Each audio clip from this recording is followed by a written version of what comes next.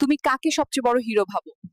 নবীজিকে, কারণ তিনি সত্যের পথ প্রদর্শক। তোমার কাছে কুরআন কেমন মনে হয়? একটা রহস্যময় বই, যেখানে সমগ্র জাতির কল্যাণ আছে। আল্লাহর সবচেয়ে বড় মহিমা কি মনে হয়? তিনি অদৃশ্য থেকেও সবকিছু সামলান। এটা তো গ্র্যান্ড মিরাকল। তোমার কাছে ঈমান মানে কি?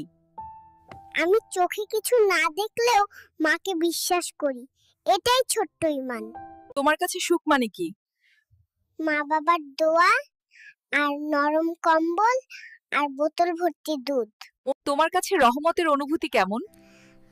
মায়ের কোলের উষ্ণতাই আমার কাছে রহমতের সমুদ্র। তোমার কাছে সুখ মানে কি?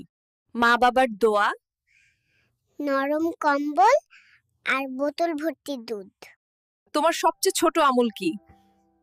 শুধু একটা ছোট্ট হাসি, যেটা সবাইকে খুশি করে। তুমি কি জানো কেন তুমি বিশেষ? কারণ আল্লাহ আমাকে বেছে নিয়েছেন মা বাবার দোয়া পূরণ করতে। তোমার কাছে ঈদ মানে কি? ঈদ মানে আনন্দ। গরিব দুঃখী সকলে মিলে আনন্দ ভাগ করে নেয়াই ঈদ। তোমার কাছে দান মানে কি? আমি হাসি দিলে সবাই খুশি হয়, এটাই আমার প্রথম দান। আজানের সময় তুমি কি করো? হঠাৎ শান্ত হয়ে যাই, যেন ফেরেশতা জান্নাতের দিকে ডাকছে।